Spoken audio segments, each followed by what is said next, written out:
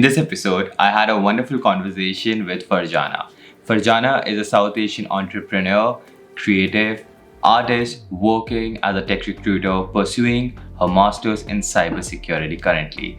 She has this wonderful entrepreneurial spirit with multiple businesses and a non-profit for South Asian communities, supporting mental health and bringing awareness of stories from women's trauma and independence in our culture and community. Born and raised in Atlanta, Georgia, in the US, her parents are Bangladeshi, and Farjana now works as sort of digital nomad, going in between Atlanta, NYC, and sometimes California. She shares with me her experiences of being South Asian American. Our conversation went into depth as well as uncomfortable areas of parenting, generational differences, problems faced by South Asian women. I find my conversation with Farjana refreshing and we touch on various topics, and I hope you enjoy this conversation as well. Welcome to a Very South Asian podcast.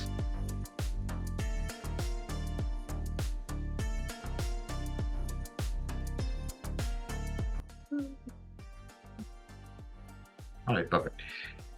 All right, Farjana. So I feel that I know that you are in New York right now, and uh, you uh, sort of just move around to New York, Atlanta, California. So, as like a creative person who is working in film, media, and modeling industries, what are the differences that you feel within these different cities? New York, California. Is there like Um, a difference that you feel? yeah, so originally being from Georgia, I've had tons of chances to like go to networking events, meet people, creatives, kind of learn how to even network. I'm an extroverted personality, but when it comes to meeting people in business or creatives, it's a little anxiety, right? So like I would honestly just hand out my business cards. I would like make my business cards on Vistaprint and just hand them out, show them my Instagram page and start connecting and just take pictures of them to really connect. So I feel like it was easier because of where I'm from and then also connecting with people at networking events of people that I know. Hmm. Whereas I moved alone, up north to DMV area first year, second year being in New York now.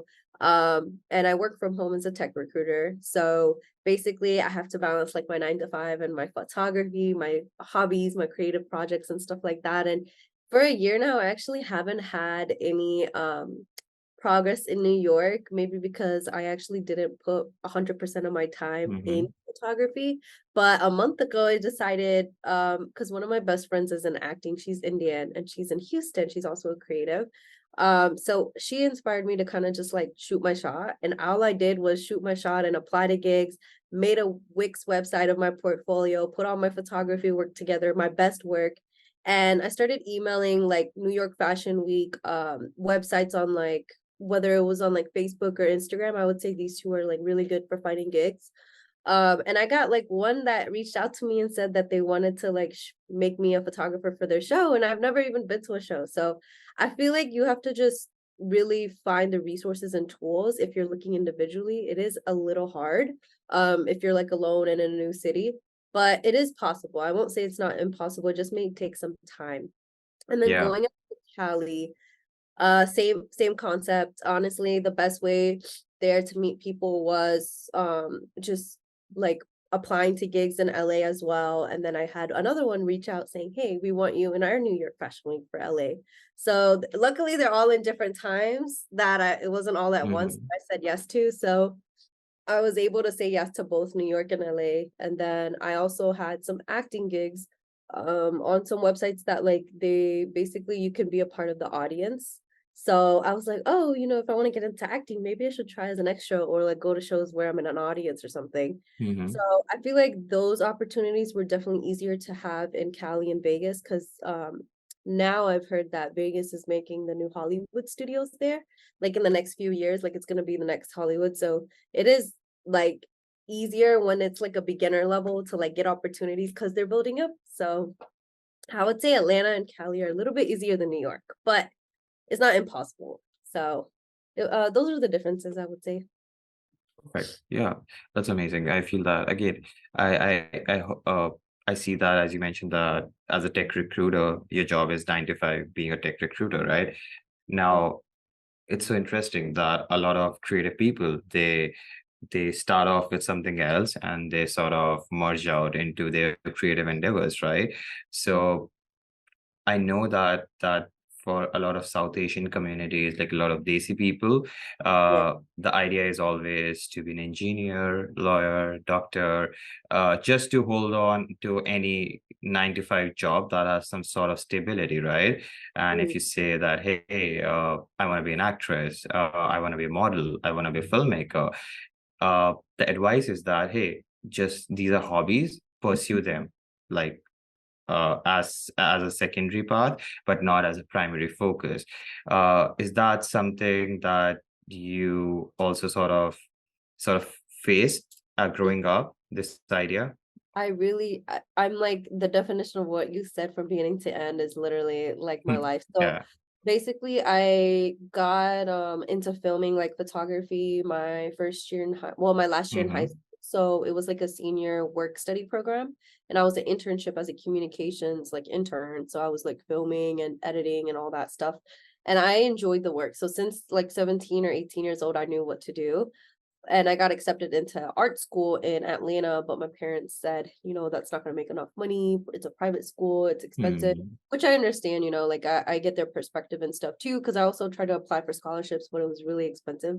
And at the time, I didn't know a lot about college. I just kind of was trying to find my opportunity to get into whichever one I would get accepted to. So I basically never got to do an arts degree and bachelor's wise, like my bachelor of fine arts or anything.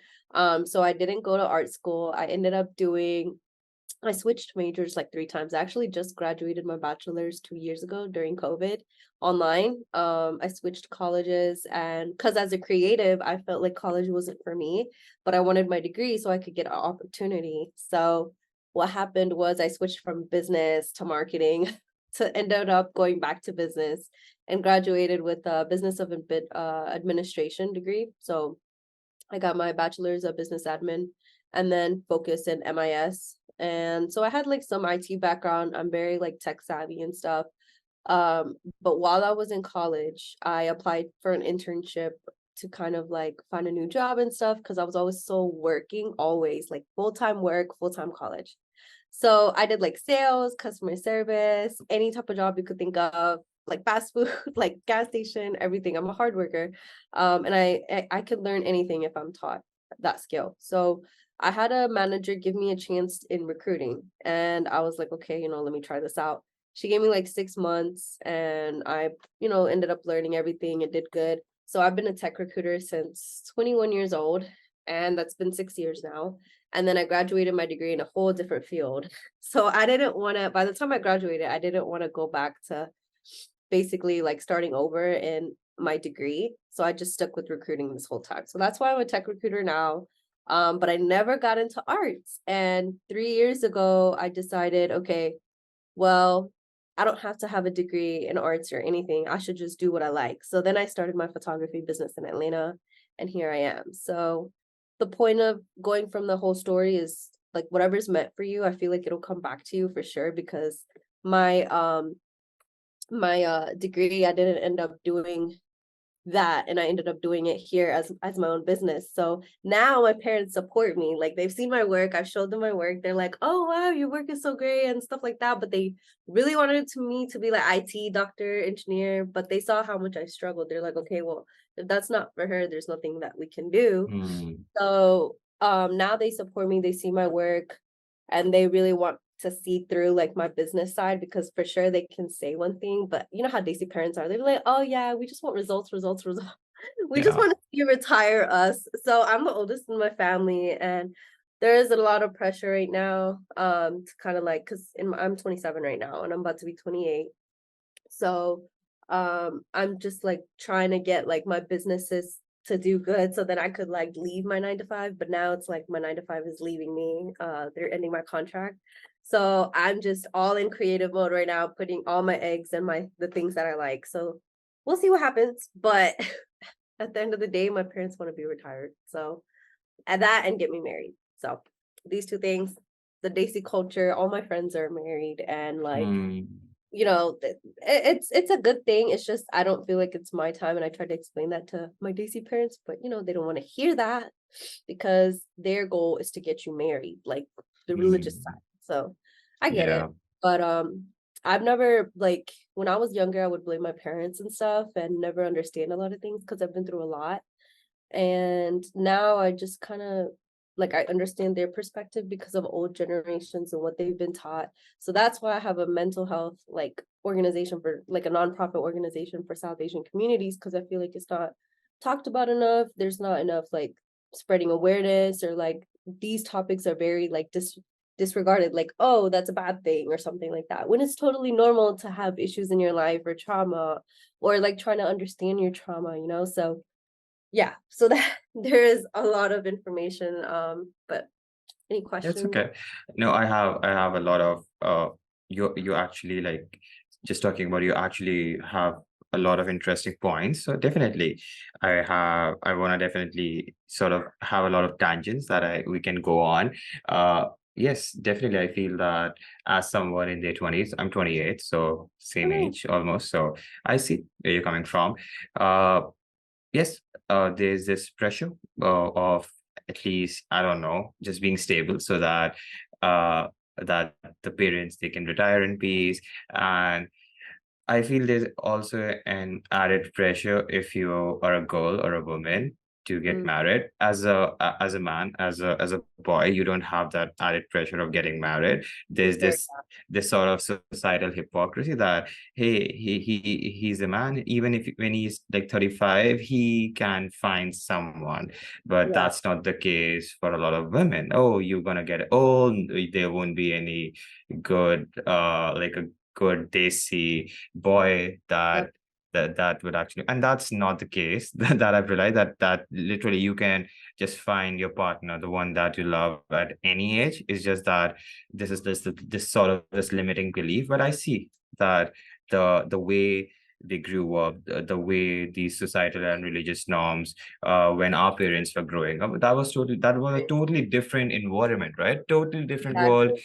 They had to have these survival ideas of Mm, making it, of finding stability. So I see where they are coming from. So the good idea is not to argue with them, right. not to not try to convince them, but rather lead by example. Just Uh, if you wanna make creative businesses a success, just start working on your creative businesses and hopefully you will find success. So as you mentioned that you're putting all your eggs into these creative endeavors, and I'm pretty sure that something will definitely would find success. So yeah, I feel that you don't need to prove to anyone as mm, long as you know what you're doing is meaningful and is actually making you happy and also sort of creating a positive impact in different people's life. So yeah, uh, you want to talk about okay, let's first talk about uh I don't know, like Desi upbringing and the idea of getting married, and then we'll talk about the wonderful organization that you sort of created about that talks about South Asian. So that's talk about mental health within South Asian community, right? yeah. Mhm. So yeah, so basically, my upbringing, like the Desi culture and stuff like that. So a little bit about like my background story. So my mom tried to get me married since I was like 17. Hmm. It's so funny. Like like at the time, I guess because she got married, I think I said 17, if I'm not mistaken. So Hmm. so I've been in this whole process of like I've tried to arrange marriage, love marriage. I've tried Hmm. to date while they know, and I told them about it. It just didn't work out. And I've actually been taking a break from like trying to find somebody or whatever because I feel like right now I'm going through like this process. I feel like, and I feel like it's coming to like a huge change either in my career and my living standards. Like I'm trying to figure out how to get a new job and like work out my businesses and then also find a new place because technically I'm like in between cities and stuff like where am I thriving the most. So I feel like there's just a lot of inner work that I'm doing on myself that I'm not like I don't have time to like Do you think focus that on, these are the ideas that a lot of older like older generation from like South Asian and Desi people, they don't understand like what we like, at least in 2023, what a lot of people in their 20s are going through, right? Because as you mentioned, your mom got married when she was 17, and by the time she was like, let's assume like she was 28, 27, your age, she Uh, already had you, maybe, I'm guessing. uh, so yeah, I don't know how. I'm guessing. Yeah, yeah, I, yeah. When she was, well, I was 1996, so I don't know how old she was. I have to. She's So like so let's 28. assume at least I can talk Yeah, about my mom. When she was 27, she already had me. So yeah, yeah. I There you go. So realized it is that about like 20. I realized this, that when my mom, she was 28 and I'm 28 right now, I have this sort of this I luxury of actually doing these in a work where, hey, do I do I vibe with the city where I'm living? Do I really like my job? So I actually can think about that. And then I realized that for her and for my dad, they actually their 20s were totally different. So I see what you're talking about here, right? So you can't really explain them that what your priorities are. I actually like I did try to like explain to them because I moved out 2 years ago, and I actually moved out because my upbringing has I've been in a toxic household. So my mom and I didn't have Mm. a great relationship and stuff, and I decided to get a job in a city where it forced me to like leave after I graduated college. So then that could be my excuse because I'm like the greatest excuse maker and I live a double life and my parents don't know anything. And they have to like they they're not like as open-minded to like modern lifestyle, if that is So are you comfortable discussing about these things here? And yeah, sure, yeah, okay. yeah, it's fine. So just because I just like to share my story and stuff, and now I'm at a point where if they do know anything, like it's fine, what can they do? But um basically I moved out and stuff like that alone, like from Atlanta to Maryland. I got a job in Maryland. And then my parents were shocked because they did not believe that I would leave. And I told them for like 3 months, I'm like, listen, I got a job here, I'm leaving. But when the time came to leave, they were like in disbelief. So it was the hardest thing I had to do because I left everything I knew behind, like my hometown, my culture, my community. I'm very involved in the community, my Bengali community, as far as like meeting people or like parties or like photography or whatever it may be. Like I have a really close connection with my community, my people. And I had to start over somewhere else because for me, I was like, I need to learn Hmm. how to live So alone and so sorry, you moved from Atlanta, right? Are you yeah, moved? Yes, okay. yeah, from Atlanta to Maryland. Okay. And then our relationship got better. Like me and my mom, 6 months later, our relationship got better because I guess the distance and everything. And then I was able Hmm. to kind of like not prove, but I was doing things that showed them that I could be independent or cook or clean and stuff. Cause I was in a very catered house and I didn't do anything. So it's like when you're forced to do something, you will do it because you have to survive and live and feed yourself and all these little things. And, I learned a lot of skills and stuff since living alone. And I love that I have like my own place and stuff like that when I was there. And I would just travel to Atlanta every month to visit my family. I was like, listen, I'll move, but I'm gonna come see you guys. Like I'll come see my friends, I'll come see my family. And since I worked remotely, it would be easier for me because I would be coming here for like a month or like 3 weeks or like whatever time, like basically living in between two cities. Um, and my like the younger me would have never thought I would leave though. I've always wanted to leave and I never thought my life would be where I am today. Like just so much change. I was always in fear of my parents and stuff like that. And I mean, I don't say I don't fear them, but I feel like I have a better relationship with God and stuff now as I got older. And I feel like everything happens for a reason. And ultimately, if anyone's gonna be my decider and judger, it should be God. Like it should not be my parents. They're Hmm. my everything. They'll try their best to guide me, but I feel like God is above them, like they Yeah. come, but so does God, like in You know, my life, yeah. because So God helped me this far. you definitely. So I want to like, now that you have given me so many interesting topics to discuss, because I feel that these are the things that I feel a lot of these discussion doesn't really happen too much in South Asian community. So for example, I know that your parents are from Bangladesh, right? So it's Mm, more you again, it's more about the Bengali community. I'm from India, from Delhi. So it's more about the North Indian community. That there's Punjabi community, South Indian community, Pakistan. But the commonality is mm, that the Desi household is very again, I'm not like dismissing anything. I'm just like because as someone who is Indian, I'm just like giving my fair observation. It's very sort of restrictive in that sense that no one really shares what they're feeling. Again, Yeah. the love language is mostly through food, is mostly through sort of helping each other out, and these are some beautiful things. But I feel to grow individually, you need to be connected with your emotions. It is okay to be weak, to be vulnerable, to not know everything as soon as you are 25. It is really and I feel personally, I've also moved out from my home. And again, I love going back to my home where my parents live. But I think the relationship is better when I'm Mm, actually able to build my own life, right? mm. And I then agree. and actually just then when I visit my parents, it's more about reliving those beautiful memories when you were a kid, right?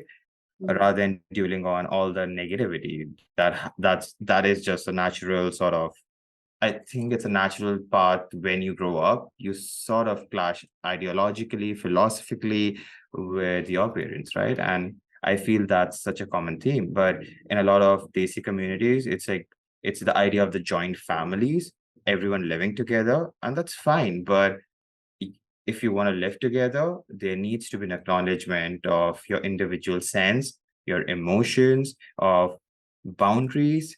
Mm. And sometimes we don't have any boundary. That's why such toxicities among relatives, even among siblings, even among relationship with our mothers or fathers. So these are some of the things that I feel are these are some of the topics I think it's very relevant to a lot of uh the Desi audiences. Mhm. So yeah, so I feel that if anyone hearing this, they can relate to this. Again, it's not about that me and Farjana are sort of just like dissing growing up with Desi parents, but it's just that acknowledging is I think it heals you, right?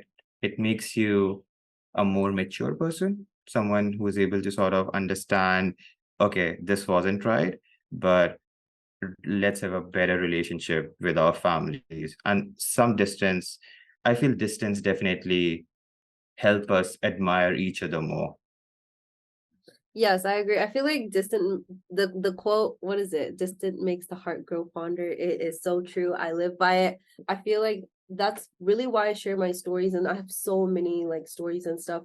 But I love sharing who I am, where I come from, and how I came here because so many people, like I've also shared on TikTok and stuff, and like girls Hmm. reach out and be like, wow, I wish I could do what you do, or my parents won't let me do that. Like it's just so much like fear of other people or reputation or things that are not like healthy. Like you're supposed to make the decisions and stuff of your life and your choice by yourself, or like you should have ownership of Hmm. your life.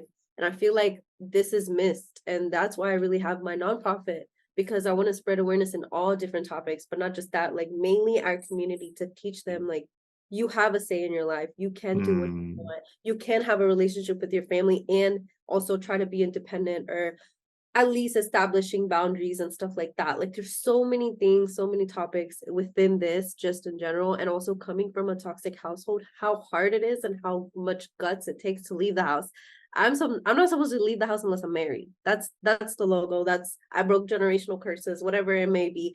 But that is literally how it is. Like as a woman, Yes. you Can can't I, leave. can I just ask you about two things? Can you explain that? So because I am familiar with these terms, I talk about this, but when we have these conversations, a lot of like South Asian folks, they still struggle with it. Talk Mhm. about what do you mean when you say a toxic household, and also talk about what do you mean by a generational curse. Yeah, so toxic household, I feel like this topic could go into many different topics. It's all about what that person is going through in their situation. For me, it was so it was so toxic. It was like, to me, what toxic was um the verbal communication between me and my mom, or like just it's just not being healthy. Like the how do you say it in Desi terms? I feel like if I was speaking Hindi, or like my language, it would be easier to Or understand. But Bengali, yeah. But yeah, so basically, like, there was just unhealthy communication between me and my mom, and there was never any praising, like, "Oh, I am proud of you. You did do this." Like little things like that, And I feel like there's a limit, and that my mom, once me and her got into a fight, and she crossed that line, and that's when I decided I'll move out. And my dad is a very, like, me and him have a good relationship and stuff, but my mom is very traditional mindset, and like her mom was also toxic, and so it's just a generation of like certain like things that she says or does. It's actually normal to all her family and my So cousins. We all talk yes, about it. can I ask? So I feel I'm just like, again, I'm just stopping you because I this is such an important conversation. I just want to sort of break it down in that sense, because there are a lot of people, when I have these conversations with a lot of like really like good friends of mine who are like like from India, Pakistan, Bangladesh. Yeah. There's a guilt, like they Yeah. realize they realize that, okay, my relationship with my dad or my sibling or with my mom is very toxic. Even Mhm. though she loves me and she means well, she's not Yeah. able to communicate that. Yeah. And I won't, that's why I left my home. But now there's this guilt. There's this desi guilt of, oh, uh because of them you're actually here, they do so much for you, and that's Yeah. actually correct. But Yeah. a lot of our conversation are sort of guilt ridden, Mm. uh even though a lot of people just want to leave their houses, even though they realize that something is wrong. It's just this innate sense of guilt that holds a lot of people back. Do you think Yeah. that that is something that you also see? uh Yeah. I see it all the time, honestly. One thing about that is, like, it's like doing something for yourself, you feel guilty, right? And I feel like that's not taught in our culture. Like the balance of, yes, my family's my priority, but also I'm my priority. If I don't take care of myself, how will I also retire my family or do these other things or do the things that they say what they want me is to do? that seen as selfish sometimes? Yeah, in their eyes, they do see like, oh, you're just only thinking about yourself. Like, what about us? And then like, if you leave, what are we gonna do? But the thing is, before your parents have kids, they were capable of doing all these things. So you just have to teach your parents. I feel like there's just not enough teaching, or maybe there are some teaching and you're trying to teach them but they don't understand, but you have to constantly try to do it in different ways of breaking the pattern, breaking the habit, right? Like for me, all those patterns broke when I moved out. I stood my ground. I showed them that I could be independent, and now they actually respect me, and now sometimes they even praise me. And my mom, like, I would never be able to kind of like ask for help, and now if in times of need, because we have a better relationship, I can ask her for help. Other things like guilt tripping and all that, like, my mom did all of that, okay? Like, the comparing me to another person, that never stops, even if we have a good relationship. But I think comparing is common in our culture, so comparing other daughters and sons to other students and stuff like that, and they don't understand that we are our own person, and we have our own timeline, and you can't force with somebody else's success and failures onto your own kid, because Exactly. that's Can I ask you this about comparison? That's another great point. mm, When you mentioned that a lot of time our parents compare us with a, let's say, with a cousin, with yeah. like a neighbor's kid, do you Mhm. feel that it's because of an inferiority complex, or do you think it's because, again, you can correct me, Of course, yeah. like, because I feel that, again, I feel, and now obviously you grew up in the States. Mhm. uh do you also feel that there is this innate sense of inferiority complex because of being a minority, or because of this colonial past where uh we like always think that we are not good enough, like somehow? Yeah, I do. I feel like it just depends how other people see it as, right? Like, there's so many people, they might have so many opinions and stuff for sure. I never try to, I'm the person that always doesn't see just black and white. I see both right and wrong. So when I try to see a situation, I'm like, okay, I Hmm. think like this, but another person might think like this. So for me, in this topic, I would say like, one, I think my parents would do it out of challenging me, like to push me, because Hmm. maybe they did it. I did have like struggle in school academically. I was always an academically challenged student. So like for me, school really wasn't like easy for me. So my parents would always put me in summer school or tutoring or this or that. And like basically all my grade schools. And that didn't, my K through 12 school life has been horrible because I went through bullying, harassment, and all these other things, anyways, and depression. So as a kid, I also had like been diagnosed with like all these things of like experiences that I'm just like, now I'm like, okay, I can actually be happy and do me and stuff like that. So it took me a long time to even put myself first. And when I was going through these things in my, relationship with my mom and stuff, I feel like she did it really to challenge me and push me. And like also to get at the level that the other kids were at, because like, oh, her daughter's not like this, but they are like this. And everyone else is like this. But why can't she be like this? Because I was always the opposite kid. I always did opposite of what my mom wanted me to do, like from other kids and stuff, especially like like there's not a lot of commonly seen business women in our culture, right? Like it's always Mm-hmm. career and stuff, which is not, it's also fine, like don't get me wrong, like I love that I see women graduate and have like their 9 to 5 degree and fields, whatever, doctor, maybe it doesn't matter, but there's also like this thing where it's like the man is supposed to take care of us when we're married, and Sure. it's Yeah. Mm. especially in my culture, they're like, oh, women don't do business, they shouldn't do this or they shouldn't do that, so Yeah. Yeah. Let me ask you this. Now, this is such a great conversational topic that this has been my observation. I can be definitely wrong. What I've realized is that, let's say, like a lot of like Desi South Asian people in their 20s or early 30s, like millennials, let's say. yeah, So a lot of us millennials, uh, a lot of people now, we are in this sort of second phase of our career lives, whereas that the initial phase we have done our initial work like internships, uh, first really low wage jobs. Now we are sort of understanding that okay, we are actually at this sort of level that we are seeing that what we are good at. Do you feel that like a lot of people who are independent, let's say for example you are someone who are taking a lot of risk by creating all these businesses, right? But again, it's more about you sort of doing a lot of introspection of what I like, what I don't like, this works, this doesn't work. mhm, Similarly, then there are other Desi people who are just sticking with like a good old 9 to 5 job. That's great, like good for them.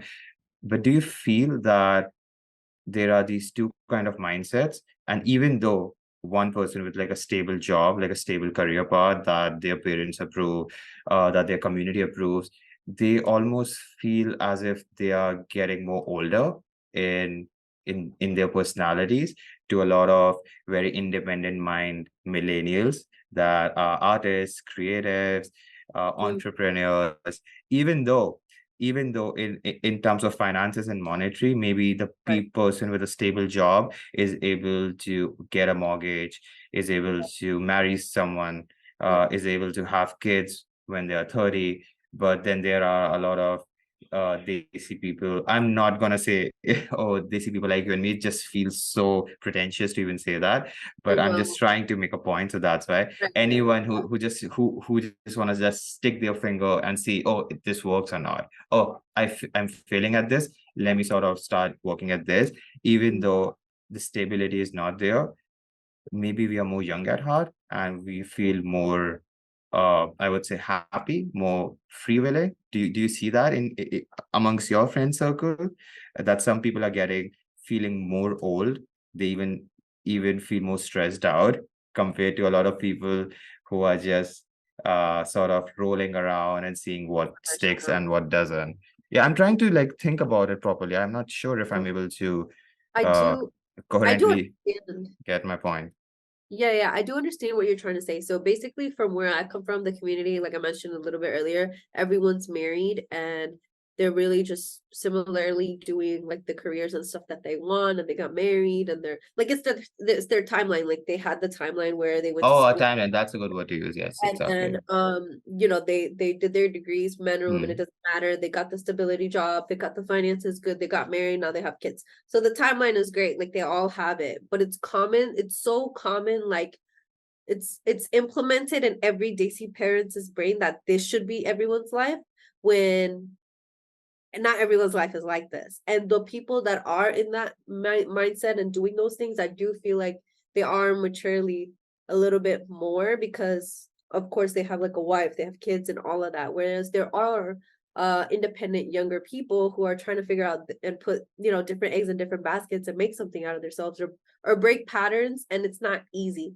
And doing those things, it takes longer, right? So it's like when you tell your Yeah. parents, they'll be like, oh, you're just wasting Yeah. time. You're just wasting Yeah. time. You're not This doing person is already married. This person that. already has a They don't house of their understand. own. They have Yeah. their first kid. So do you, okay, which part do you feel is a more mature path? Like to be honest, like in your opinion, Yeah. So in my opinion, yeah, I feel like for me in my life, like I am mature and stuff, but I am young at heart. I feel like my sure, yeah, childhood, yeah. I've been through so much that it got taken away from me that I did a lot of the things living alone these past 2 years. I've done so much traveling, going to places solo or creating projects or doing businesses and seeing them fail. Like I've done everything that I've wanted to do. And now I'm in a point where in my life where I just want to see nothing but it go up, like my businesses and the stability and stuff. So I do feel like it just took me longer. Whereas other people are a little bit more mature in their like mindset of, okay, I'm gonna get married and do this and I'm done.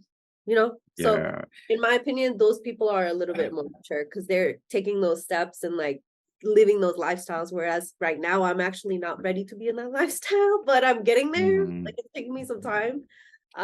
Because of I, course I just wanna, I wanna yeah, marry, have kids and stuff like that or whatever. So that's great. No, no, I feel that's like to marry someone, to have kids, that's great. And I feel that's a responsibility. If someone that's a huge responsibility for sure. But when I ask about maturity, I feel that a lot of like I could be wrong, but at least in my experience, is a lot of young people who are just getting married because that's the right thing to do.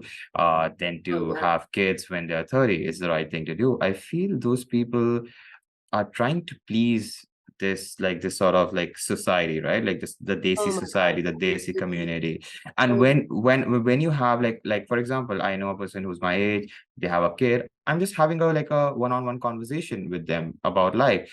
And 5 minutes into the conversation, I see, oh, this literally is just like an immature, like a person in their late 20s, and this person is already a dad. So it doesn't mean that this person is automatically more mature because this person has a kid. It And I means don't like, that yeah, it I means don't that they want to like, please these expectations and just follow this timeline. And I'm like, oh, I feel that it's really good to say that, okay, I want to just step away and just want to see that even if this timeline works for me or not. And I feel that's a more mature approach, right? And this was not a privilege that a lot of people that were growing up in the 80s or 90s really thought about, right? Especially the Desi and Indian or Bangladeshi or Bengali community, I would say.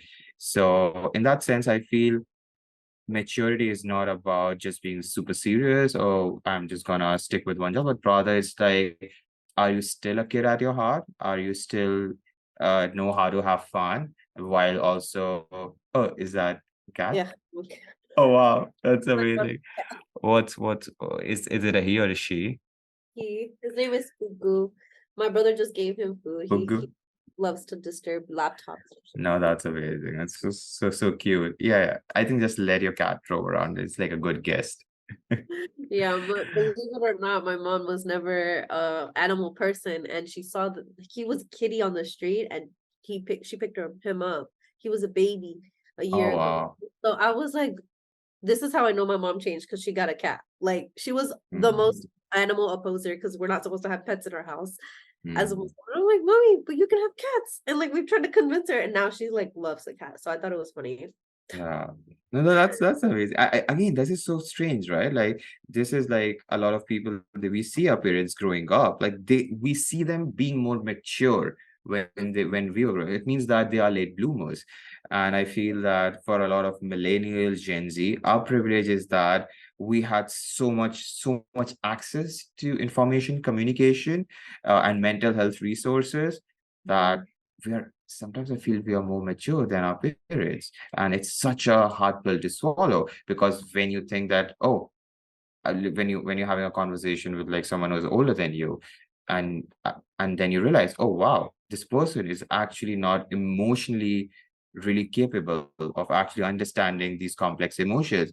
Yeah. And then you realize that, oh, you're actually emotionally more mature than this person. It Mm. just sort of is such a weird position to be at, right? When you actually are parenting your parents in subtle ways, right? That you're trying to make them understand that life is just not this. Like literally, you have to be your own person. So these are some interesting topics that I always think about, and I feel the Desi community, the South Asian community, should definitely uh, talk about these things. It Mm. could be done through media, through films, through television shows, through podcasts, through Yeah. YouTube videos. I feel that's how we actually talk about the. It is important to talk about money. It is important to talk about uh, uh, racial ideas. It's important to talk about gender disparity. It's also important to talk about feelings of self-worth, self-esteem, right? Yep.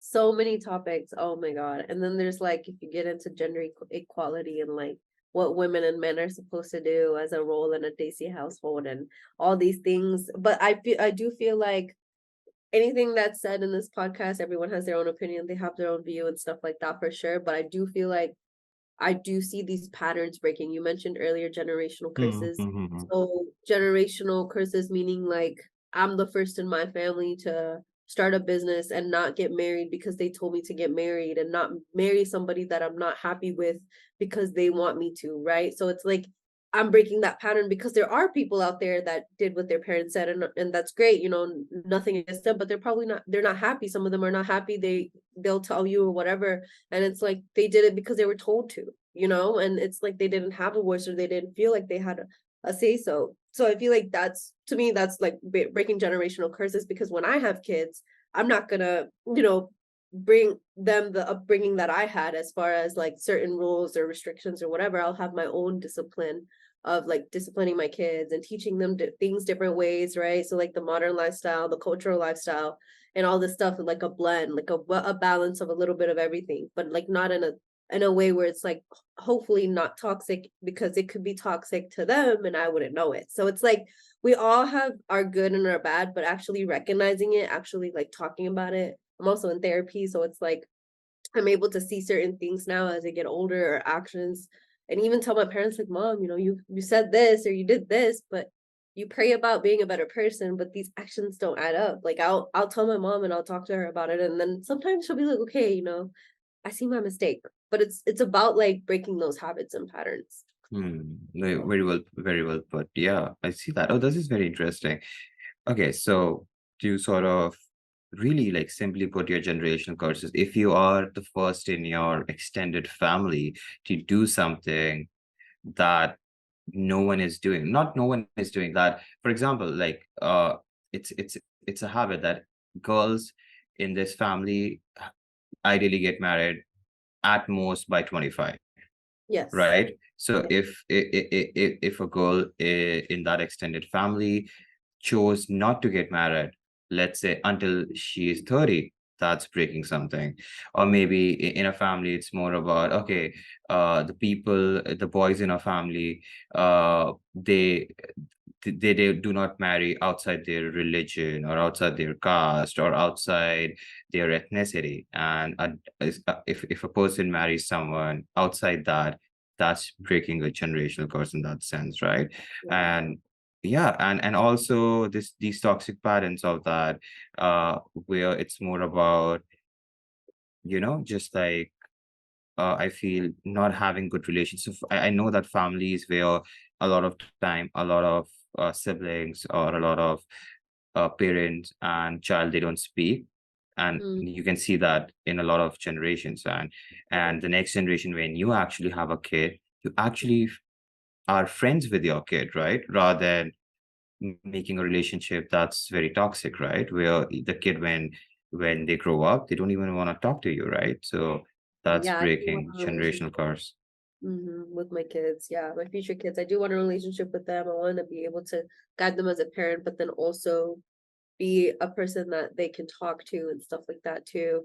And you know, I had a little bit of both. So like my upbringing was like we always had family dinners, suppers, spring vacations and all that. Like we were always family oriented and like doing everything together. But I think the toxic patterns and stuff like that to me just got unbearable as I got older. So like I would say like maybe my mid-20s when I actually started paying attention and stuff because we all have our phases. Like we go to college, we have fun, we have our party phase, we have our work phase where we're focused on working and we don't pay attention to these things. We're like, okay, we'll tolerate it. But to me, these patterns might not be as severe to somebody else, but to me it was severe because I was done tolerating, right? So everyone out there who has their like reason, they have their story, they have their own like view of toxic whatever it is, it may be with family, friend, whoever it is. um like it's valid. Some people might think it's not valid, but it's valid. Like your I reason see. is valid, your point is valid, you have a right, you have a say. Like How do you it's express it? What yeah. matters? If you want to express it in a very negative way, where you're just shouting at everyone, I think then even if it's valid, you're making it invalid by your actions. It's just not recognizable. Like you might tell your friends, oh, my mom said this, or my dad said this, or my brother said this, my aunt said this.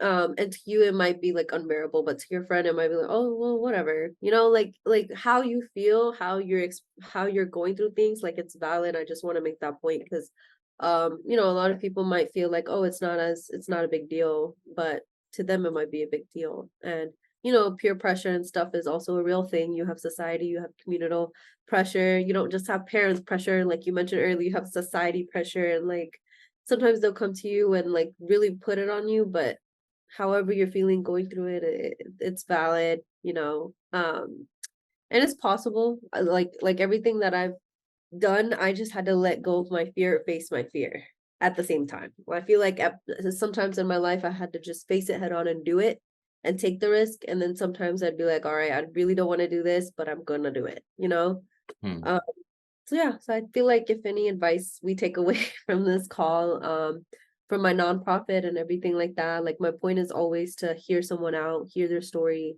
And then if somebody's going through it, hear them out, like try to advise as the best way I could, but also not feel guilty if I couldn't help them, because at the end of the day, there's so much I can do. And my goal out of everything that I do is actually not for myself.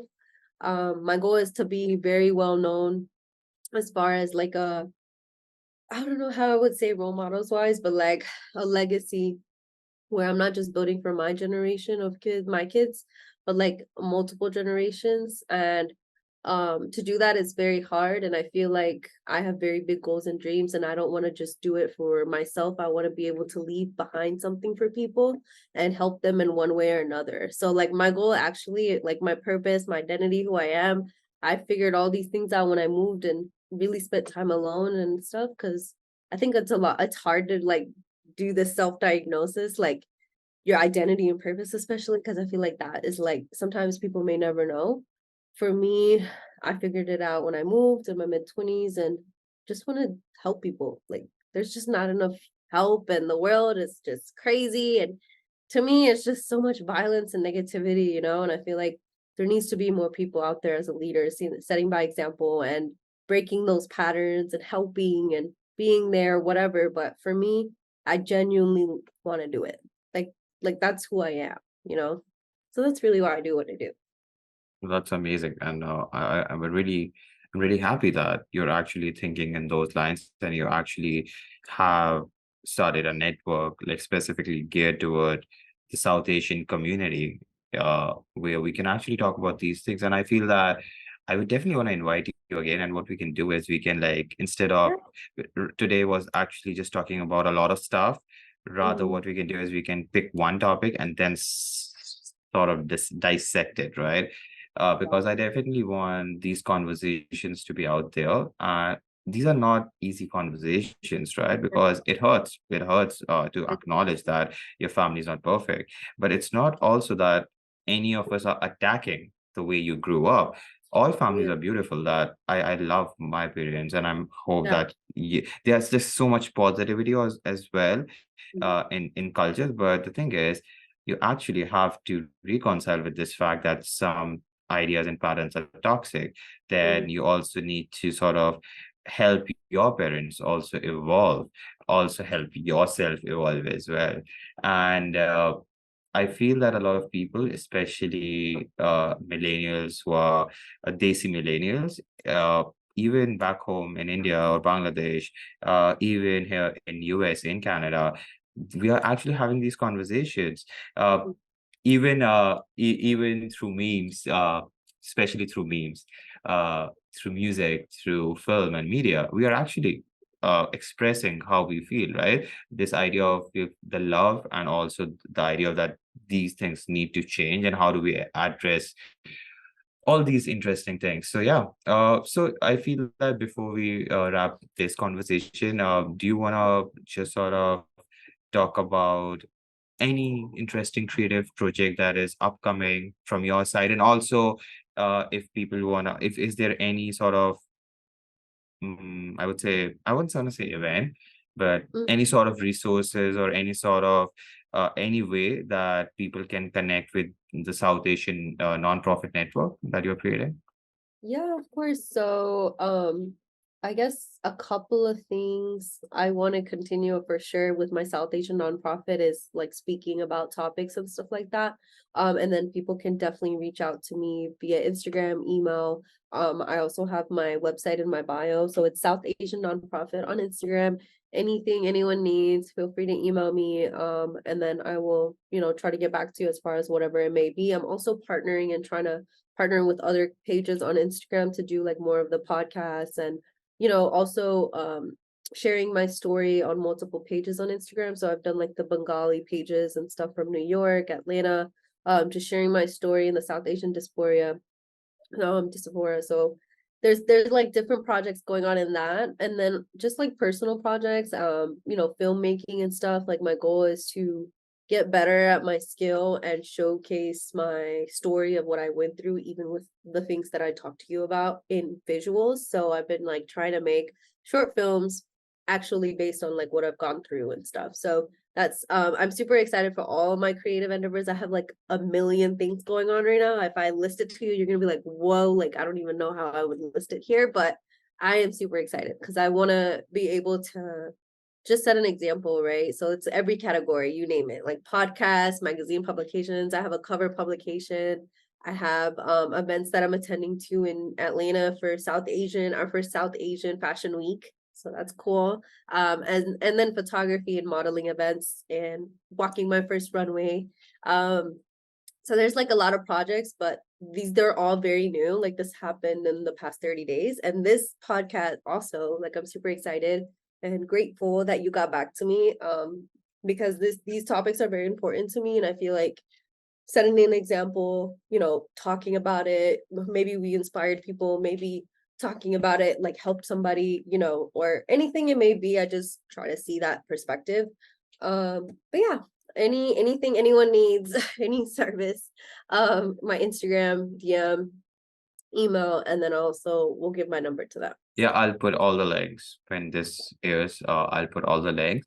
Yeah, so definitely we'll do part two soon, where I will definitely talk about uh like how does South Asian, what's the scene with South Asian modeling, how South Asian culture is actually sort of being represented in the US, in the West, and also I don't know, like how the Desi beauty standard, which is beautiful, is also challenging this Eurocentric, being Oh, fair skin, right? We have so many topics, and I have definitely so many discussion points that I want to ask you. Let's do a part two soon, maybe. yeah, of course. I would love to do a part two, and stay tuned for more, audience. We'll have more coming up. Bye. All right. Thank you so much, Farjana, for Thank you. joining us for a very South Asian podcast. It was amazing and lovely to chat with you. And yeah, have a great day. And I definitely sincerely hope to speak with you again soon.